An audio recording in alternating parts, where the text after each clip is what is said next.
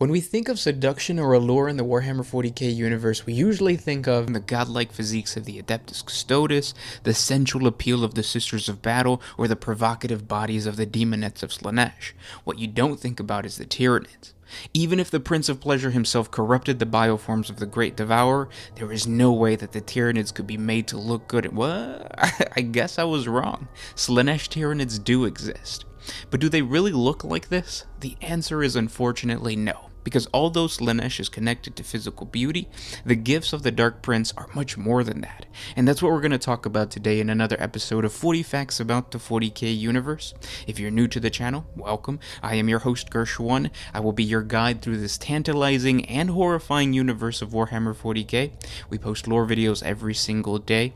Currently, we are celebrating November, a month completely dedicated to all things Tyranids. So if you have any questions or suggestions, please comment down in the comment section below.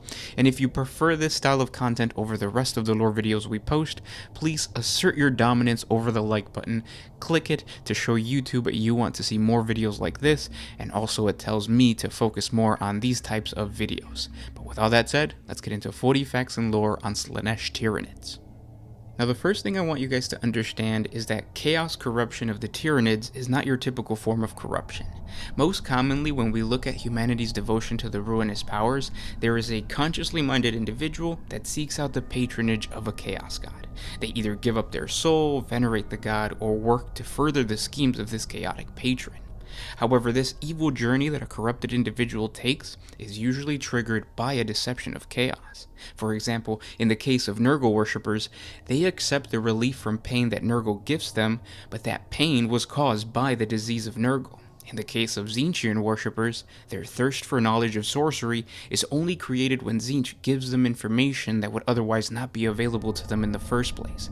And in all of these cases, there is a deliberate pact between the god and the individual where the traitor receives the chaotic gift he is looking for in exchange for the acceptance of the ruinous powers. Now, this common style of embracing the demonic can only really be done by sentient beings with free will, because it's a true devil's bargain, and in the case of the Tyranids, they don't have free will. I'll use the example that I have in my Nurgle Tyranid lore video, where the hive mind protects and denies a bioform from turning to Nurgle even when the disease is running rampant inside their bodies and they're in terrible pain. It's the hive mind that actually controls the Tyranid. However, even though there is no way that a Tyranid bioform can consciously embrace chaos and become a traditional chaos cultist where he is devoted to a chaos god, there is still chaotic corruption in the form of the trigger that was placed there by the chaos god to try to force a creature into his service.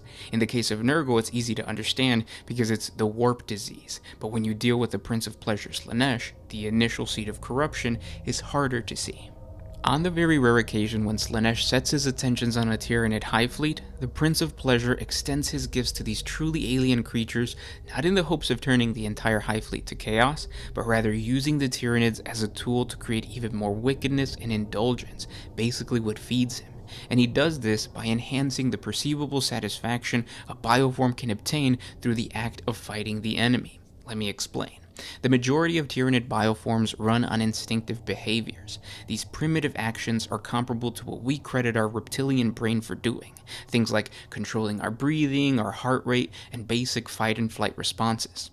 When Slaanesh finally gets a hold of a Tyranid bioform, the first gift he bestows upon his victim is the ability to expand his mind and enhance what would be considered the limbic system to us, which controls emotions, memory, and complex senses.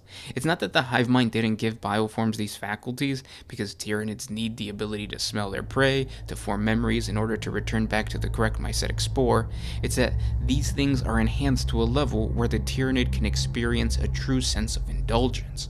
For example, a Hormagaunt is bred to seek and kill any living creature with its long-bladed talons. That's its role. It has no other desire but to kill. When it gets influenced by Slaanesh, the mind of the Hormagaunt is altered in a way that it intensifies the creature's sensory perceptions, giving it a sense of euphoria from the evisceration of the enemy. In other words, the Hormagaunt becomes hypersensitive to sight, sound, and touch, allowing it to find a new sense of satisfaction unlike anything it's felt before, as its scything talons rip through the flesh of its victims, and he finds true enjoyment in ending this creature's life. And in a strange way, Slaanesh's corruption of a Tyranid actually makes them deadlier. They get a boost of chemicals and hormones surging through their mind and body unlike anything they have felt before. It's almost like a tiny evolutionary leap forward that then makes them become addicted to figuring out new ways of butchering the enemy and trying to prolong the process as much as their primordial brains can resist. Now, the reason the God of Excess can do this is because, like most biological life, the Tyranids already have these natural mechanisms that reward aggression and violence. For example, the adrenal glands found in most infantry bioforms serve to push a Tyranid into a hyperactive state of frenzy, and then once corrupted by Slaanesh, this gets placed into overdrive. We can think of these chaotic mutations of the body and mind of the Tyranids similar to a human on bath salts or some type of intense, almost hallucinogenic drug. In other words, Slaanesh corrupted Tyranids are basically just Tyranids on acid. And although the bioform is experiencing its life through this new tinted lens of wonder, the sensation doesn't really last forever, and it becomes its new goal to attain that same level of pleasure in the next kill.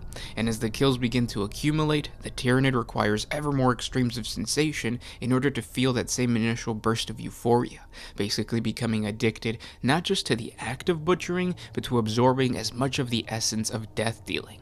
So the taste of a victim's panic sweat, the warmth of its organs as it's ripped out of its body, the sound of the screams, even the intensity of the colors displayed on a gore-splattered battlefield. The Tyranid is not just a simple-minded bioform anymore, it is now a death junkie. And again, because the individual bioform is fulfilling its role as a killer, the hive mind is tied down. It might detect that there's something different with this particular hive guard or a termagant, but it's still doing its job. And what begins to happen is that the bioform engages in ever more extreme behavior, chasing that initial high while feeding the Prince of Pleasure. And so even though there is no technical veneration of Slaanesh, the god actually grants these Tyranids ever more mutational gifts in order to drive the Tyranids further down into depravity. Now, these chaotic mutations take many forms, but the most common gift of Slaanesh are crab-like and barb-scything talons designed to wound more so than kill, lymphatic glands that secrete a substance with a hormone-triggering odor meant to stimulate other Slaaneshi Tyranids, sensory receptors that extend out and feed the Tyranid's mind with ever more sensations, multiple eyes that push the boundaries of visual perception, wild and bizarre color patterns, as well as mutating the chitinous armor into elegant and elaborate designs. And then there are the gifts that are not really tangible, like the urge to collect trophies from their victims. The Tyranid indulges in not only growing their stockpile, but also finding satisfaction in recalling the murderous act. And the severity of the mutation really depends on how long Slaanesh is allowed to corrupt the bioform, because once the hive mind has had enough, the bioform is ordered back into a reclamation pool to be cleansed of his mutations and become nothing more than biomass. But to the bitter end, Slaanesh feeds off of the final moments of orgasmic pleasure that the bioform experiences as its body dissolves into nothingness. And that's what a Slaaneshi Tyranid is. I'm sorry if you thought that it could be a bioform that is attractive to the human eye, like something with the body of Doja Cat and the personality of Alicia Keys, but no, sadly it is just a Tyranid on acid, or a junkie, basically. It was fun to create this lore video, and I think it's going to be fun to talk about Slaanesh even further, just because the more you read into the lore, the more you realize that even though Slaanesh is connected to like sex appeal, in reality it is it ties with like the negative emotions of addiction, and like everything that comes with like drug use and all that kind of stuff that I think is really fun to explore. So in the future, whenever we do the month of chaos, I will talk about Slaanesh in detail and talk a little bit more. If you guys have any other mutational ideas that Slaanesh would give a Tyranid, please comment down in the comment section below. We are still doing Nidvember. I hope you guys have been enjoying the videos. We have a playlist on the channel too, so if you're new or this is your first time hearing about Nidvember, we've created like a bunch of other Tyranid specific videos. The playlist is on the channel. It just says Nidvember, Tyranid lore video, something like that. So check that out. And again, keep giving me suggestions as to what the next month should be. The month of December, should we cover Space Marines? Should we cover Necrons? What would you guys like to watch? I might do a survey soon, but the comments really do help me pick out what factions I can put on there. Thank you guys so much for listening. Don't forget to hit the like button, share with your friends, do everything that would help out the channel. I really appreciate it, and I will talk to you guys in the next one. This was Gersh1 with One Mind Syndicate signing out. Oh,